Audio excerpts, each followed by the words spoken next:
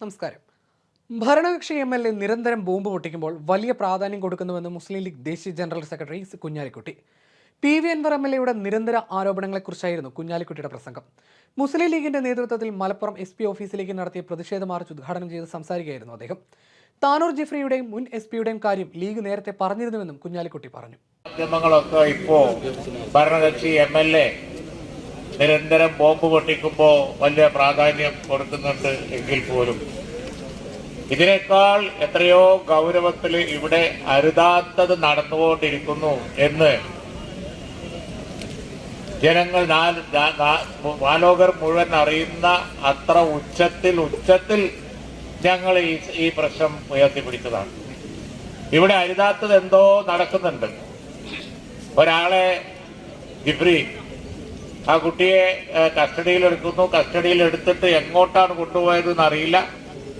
എവിടോ കൊണ്ടുപോയി പീഡിപ്പിച്ച് വശാക്കി അവശരാക്കി അവസാനം മരണപ്പെട്ടപ്പോ കസ്റ്റഡിയിൽ നിന്ന് പോലീസ് സ്റ്റേഷനിൽ മരിച്ചു നിർക്കാടുണ്ടാക്കി എന്തൊക്കെയോ ചെയ്ത് പോസ്റ്റ്മോർട്ടം മാനേജ് ചെയ്യാൻ നോക്കി ഇപ്പോ പുറത്തു വന്നുകൊണ്ടിരിക്കുന്ന ഇതിനേക്കാൾ ഭയാനകമായ രീതിയിൽ സാധാരണഗതിയിൽ സംഭവിക്കാൻ സാധ്യതയില്ലാത്ത നമുക്ക് കേട്ടുകേൾവില്ലാത്ത കാര്യങ്ങളൊക്കെ ആ കൊലക്കേസിൽ നടന്നിട്ടുണ്ട് എന്നുള്ളത് ഞങ്ങളൊക്കെ വളരെ ഗൗരവം MSF-ഉം അതുപോലെ തന്നെ യൂത്ത് ലീഗും അതിനെ തുടർന്ന് ലീഗ് അത് ഏറ്റെടുത്ത് UDF ഏറ്റെടുത്ത് ഞങ്ങള് കോൺഗ്രസും ഒക്കെ എല്ലാവരും വളരെ ഗൗരവമായി ഞങ്ങൾ അന്ന് ഈ വിഷയം അവതരിപ്പിച്ചതാണ്.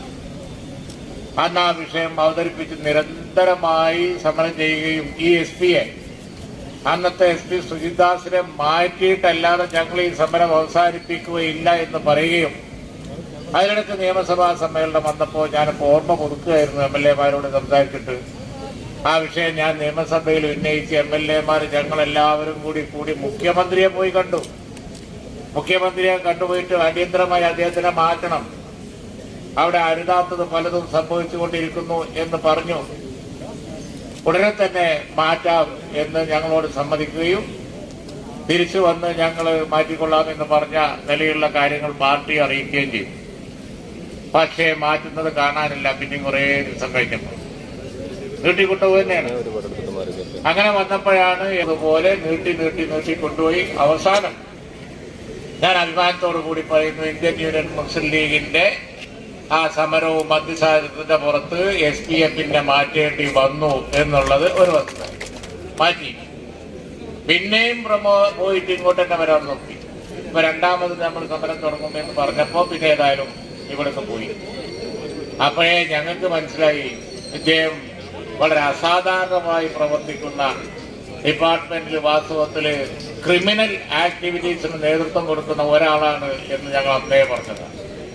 ഇപ്പോ ആ വിവരങ്ങള് അവരുടെ ഇടയിൽ നിന്ന് അണിയറയിൽ നിന്ന് തന്നെ പുറത്തു വന്നപ്പോഴാണ് എല്ലാവരും ഇതേപ്പറ്റി അന്തപ്പെട്ട് നോക്കുന്നത്.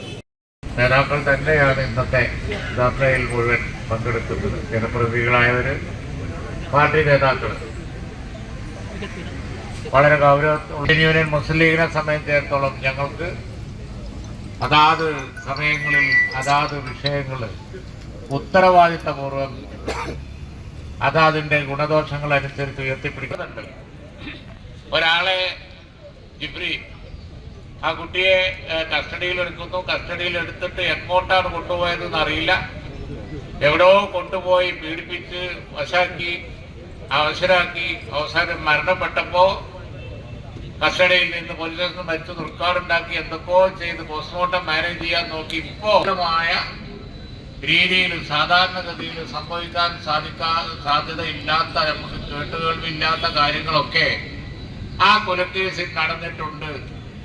അതിനെ തുടർന്ന് ലീഗ് അത് ഏറ്റെടുത്ത് UDF ഏറ്റെടുത്ത് ഞങ്ങൾ കോൺഗ്രസും ഒക്കെ എല്ലാവരും വളരെ ഗൗരവമായി